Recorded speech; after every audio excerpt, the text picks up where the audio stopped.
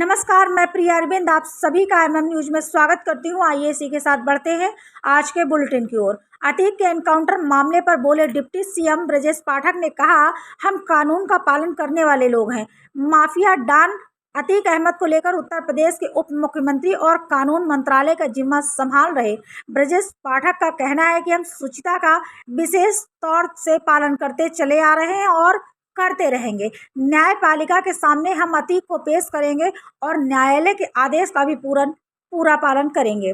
Encounter जैसे कयासों पर कानून मंत्री ने कहा कि अनहोनी की बात नहीं है, हम लोग कानून का पालन करने वाले लोग हैं और इस मामले में भी कानून का पालन होगा। अदालत के भीतर हम लोग पूरी ताकत के साथ अपना पक्ष रखेंगे। गुंडे, अपराधी, मवाली लोगों पर हमारी कार्यवाही भी जारी रहेगी। अतीक को भाई अशरफ सहित नैनी जेल में दाखिल किया गया। खबर प्रयागराज की है। यूपी पुलिस साबरमती जेल में बंद माफिया अतीक अहमद को लेकर प्रयागराज की नैनी सेंट्रल जेल पहुंच चुकी है। मंगलवार को कोर्ट में उसकी पेशी होनी है। भारी सुरक्षा व्यवस्था के बीच अतीक अहमद को नैनी सेंट्रल जेल लाया गया है। शाम 5:26 पर उसका काफिला जेल में दाखिल हुआ है। शाम 5:28 पर अतीक अहमद को सीधे जेल गेट के अंदर गाड़ी से उतारा गया। इस दौरान भारी फोर्स मौके पर तैनात रही। वहीं शाम को भाई अशरफ का काफिला भी पहुंच गया, उसे जेल में दाखिल करा दिया गया है।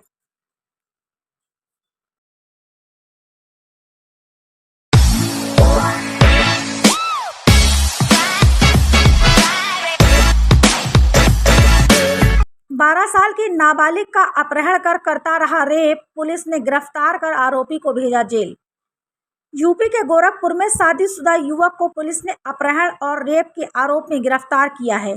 आरोपी ने 12 साल की किशोरी को बहला फुसला कर कुछ दिन पहले अपहरण कर लिया। वह किशोरी के साथ रेप की घटना को अंजाम देता रहा। पीड़ित परिवार के तहरीर पर पुलिस ने आरोपी के खिलाफ केस दर्ज कर उसकी तलाश शुरू की। पूछताछ और सर्विलांस की मदद से पुलिस ने आरोपी को गिरफ्तार कर किशोरी को बरामद कर लिया है। पुलिस ने गिरफ्तार आरोपी को जेल भेज दिया है। मामला पीपीगंज थाना क्षेत्र के मखनाहा टोला का बताया जा रहा है। यूपी में कोरोना वायरस की फिर से धमक, अलर्ट जारी, मुख्यमंत्री ने की अधिकारियों के साथ बैठक। देश भर में कोरोना वायरस एक बार फिर से पैर पसार रहा है।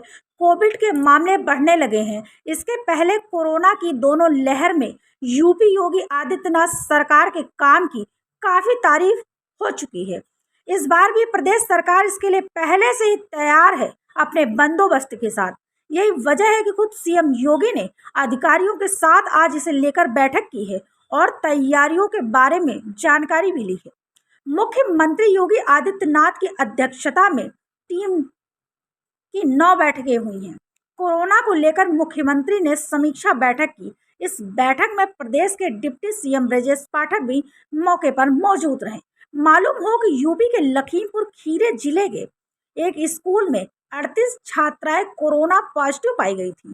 इसी वजह से हड़कंप मचा हुआ है और इसको लेकर के सरकार काफी जागरूक भी दिखाई दे रही है।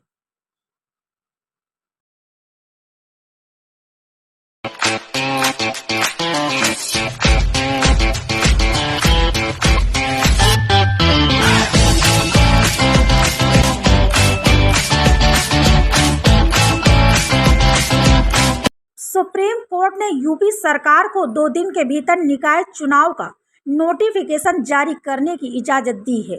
यूपी सरकार ने कहा था अगर कोर्ट इजाजत देता है तो वह 2 दिन के भीतर चुनाव का नोटिफिकेशन जारी कर सकती है।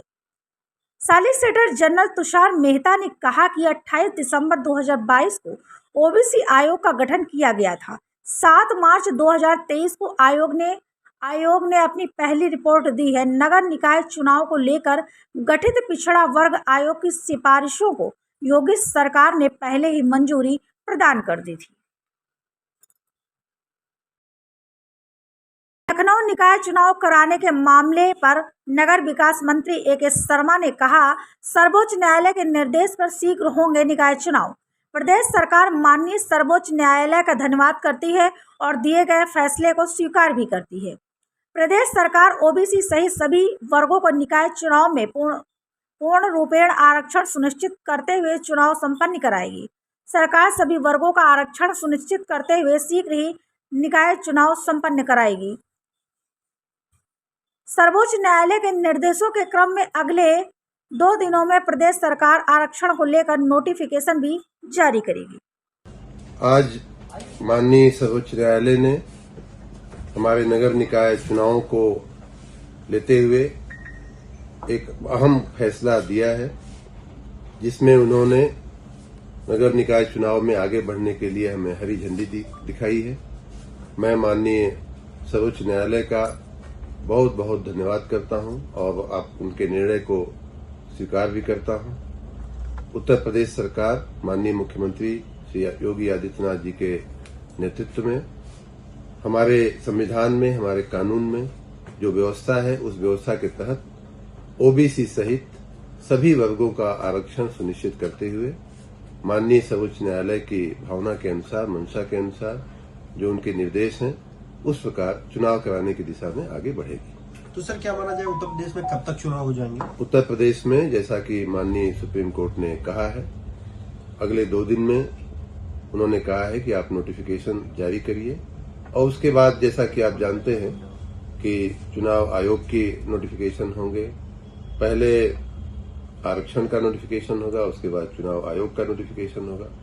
चुनाव आयोग के नोटिफिकेशन के बारे में हम कोई टिप्पणी नहीं कर सकते, उनका अपना टाइम टेबल होता है और इस तरह अब चुनाव होने की प्रक्रिया एक तरह से शुरू हो जाएगी और बहुत ही शीघ्र राज्य में ये चुनाव सभी वर्गों का आरक्षण सुनिश्चित करते हुए संपन्न हो जाएंगे। आपका बहुत बहुत धन्यवाद।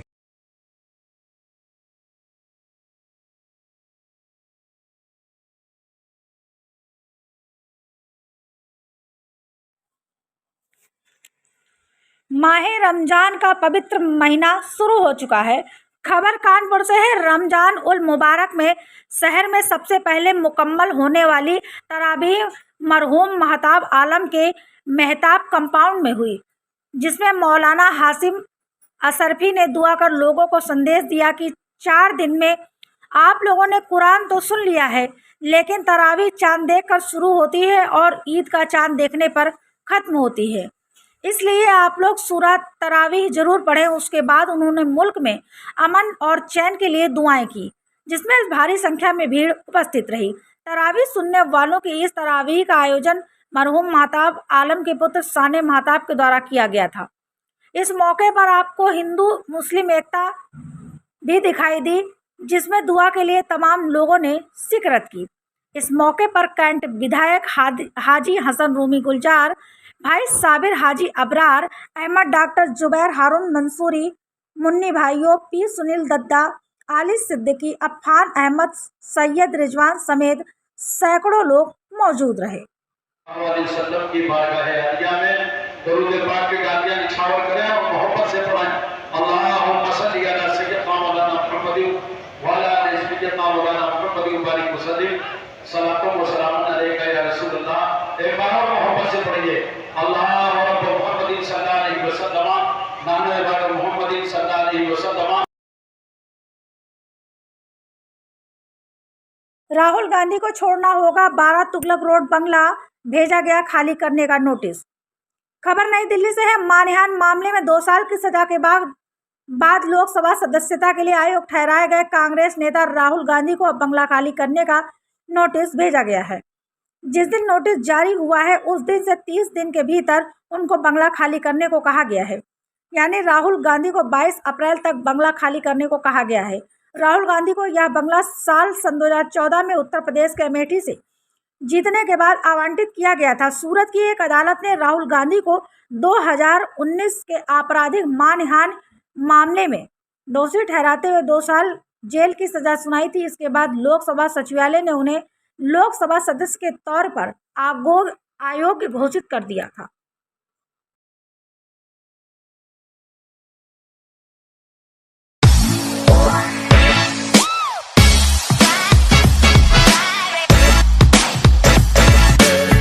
उमेश पाल मर्डर केस में उमेश पाल की पत्नी ने आज कहा कि मुझे मुख्यमंत्री योगी नाथ पर पूरा भरोसा है। वह पूरा न्याय करते हैं। अब वह अतीक की गाड़ी को पलटाकर मारे या सजा दिलाकर, लेकिन उसके परिवार का सर्वनाश होना बहुत जरूरी है। अब हमें योगी बाबा ही न्याय दिला पाएंगे। अतीक अहमद को साबरमती जेल से प्रयागराज लाया जा रहा है, तो क्या उम्मीद है? साबरमती जेल से आ रहा है, मैं माननीय मुख्यमंत्री जी से निवेदन यही रहेगा कि जो मैंने अब तक कहा है कि मेरे आदमी की हत्या करवाने में इन सबका हाथ रहा है, तो मैं बार बार उनसे कहूँगी कि उन्हें कड़ी दंड दिया जाए और उनके जीने का हक बिल्कुल छीन दिया जाए। वो जब तक रहेंगे तब तक कुछ न कुछ होता रहेगा और कोई न कोई उमेश पाल ख़त्म होता रहेगा, इसलिए उनका खात्मा ज़रूरी है। अतीक अहमद कह रहा है कि मारना चाहते हैं सब लोग। जब तुम मारने में पीछे नहीं रहो, हम तुमको मरवाएं तो क्या दिक्कत है? तुमने भी तो किसी का यानी मेरा सुहाग उजाड़ा, मेरे बच्चे यतीम हो गए, मेरा परिवार छिन्न हो गया। आज इसका जो ये कार्य इसने किया है तो इसका हक कौन जिम्मेदार है? वो खुद है ना। उसका ही दिया हुआ आज मेरे साथ ऐसा हो रहा है। मैंने क्या बिगाड़ा था? मैंने कुछ बिगाड़ा था या मेरे आदमी ने बिगाड़ा था? कलम से लड़ रहा था, तुम भी कलम से लड़ते।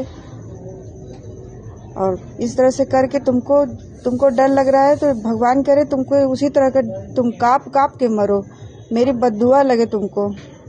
अच्छा है, भगवान करे उस तरह हो कि तुम्हारा खात्मा हो, तुम्हारा पूरा घर परिवार सर्वनाश हो जाए। गाड़ी पलटे या ना पलटे, उसको खत्म हो जाए, भगवान करे वो खत्म हो जाए। पर नहीं चाहती कि वो रहे, अगला कोई आदमी खत्म हो इस तरह से। समाज हमारा इस आदमी से पीड़ित है, इसको खत्म करना जरूरी है। क्या लग रहा है, न्याय मिल रहा है? मुझे बाबा जी पे भरोसा है कि वो मुझे न्याय दिलाएंगे। प्रयागराज ला रहे हैं तो क्या लग रहा है, न्याय मिल रहा है? अब ये न्यायमूर्ति जो बैठे हुए हैं वो मेरी बातों को समझ सकते हैं और मैं उनसे बार बार याचिका करूंगी कि उन्हें कड़ी सजा दिलाई जाए कि कम से कम उनका वो खात्मा हो, कि वो दोबारा इस तरह से किसी के साथ ना घटना कर पाए।